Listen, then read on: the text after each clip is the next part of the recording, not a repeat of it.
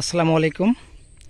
দেশ এবং দেশের বাইরে থেকে যারা আমার ভিডিওটি দেখছেন সকলকে আন্তরিক শুভেচ্ছা এবং অভিনন্দন।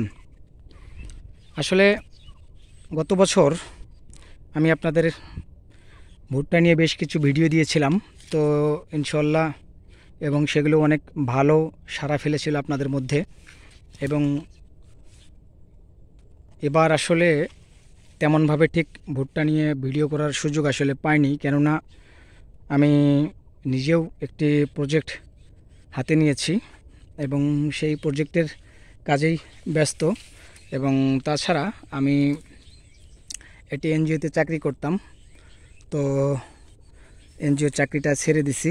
এবং তখন যে এলাকায় থাকতাম বা এখন যে আমার এলাকা, আসলে এখন আমার এলাকায় ভুট্টা মানে আজ থেকে 2 বছর আগে নাই বললেই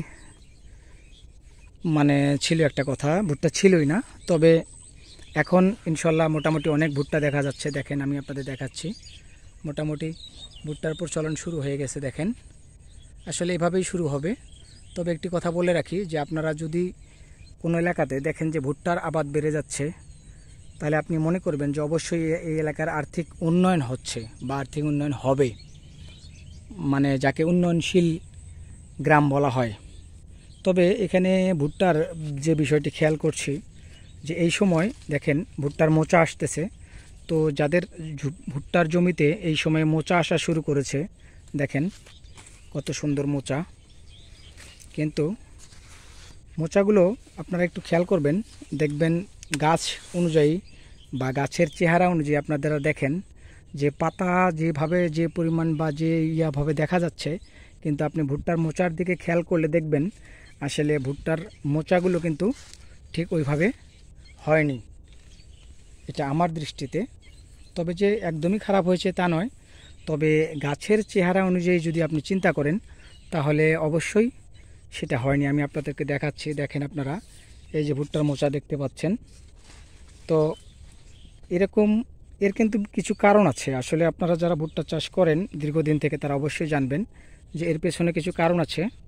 তো আমি আপনাদেরকে আসলে বলতে চাই এবং দেখাতে চাই যে আসলে কেন ভুট্টার মোচাগুলো এরকম হলো বা আরও পরিপুষ্ট হলো না, আরও মানে এরকম হওয়ার কারণটাকে আসলে মূলত কি, এটা যদি আপনারা জানতে চান তাহলে অবশ্যই ভিডিওটি দেখেন। আপনারা খেয়াল করেন যে আমি যে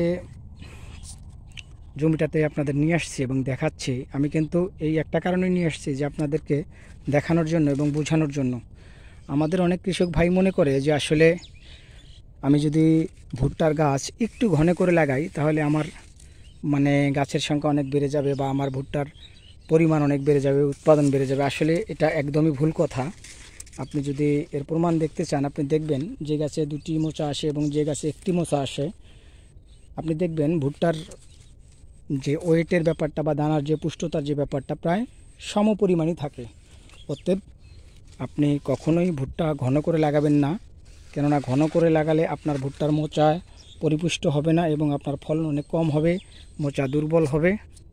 এবং তারই প্রতিফলন কিন্তু আপনারা এখানে দেখতে পাচ্ছেন। এবং আমি আপনাদেরকে এই জিনিসটাই দেখানোর জন্য মূলত এখানে নিয়ে আসলাম এবং দেখাতে চাচ্ছি যে দেখেন, এইভাবে বা এত ঘন করে ভুট্টার গাছ লাগানো কোনোভাবেই কাম্য নয়। আপনারা যারা ভুট্টা চাষ করেন তারা অবশ্যই বিষয়টি মাথায় রাখবেন। আমি আপনাদেরকে ভেতরেও দেখাচ্ছি, দেখেন আসলে সব জায়গাতেই একই অবস্থা। তবে এই যদি একটু ঘনত্বটা কম থাকতো এবং হতো, তাহলে আমার মনে হয় যে এটা আমার একান্ত ব্যক্তিগত মতামত। অবশ্য এটা নিয়ে কেউ আবার বিচার বিশ্লেষণ করে আমাকে ভুল প্রমাণ করতে যাবেন না, কেননা আমি বারবারই বলছি এটা আমার একান্ত ব্যক্তিগত মতামত। তো আপনারা যারা অবশ্যই ভুট্টা চাষ করেন তারা খেয়াল রাখবেন যেন ভুট্টার গাছ অতি ঘন না হয়। এই যে দেখেন এখানে 2টো গাছ, এখানে 2টো গাছ রাখার কোনো প্রয়োজনই ছিল না, সেটা উঠায় দিতে পারতো, কিন্তু তারপরেও সে করেনি। আসলে একজন কৃষক যদি তার ফসলের প্রতি যত্নবান না হয় বা আগ্রহী বা সে জমিতে দৈনিক যাতায়াত না করে, তাহলে তার ফসল সম্পর্কে আসলে জানা ওইভাবে সম্ভব না।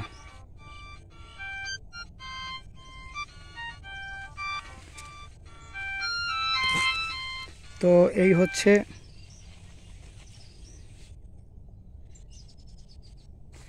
ভুট্টার বর্তমান অবস্থা। তো অবশ্যই ভালো থাকবেন। আল্লাহ হাফেজ।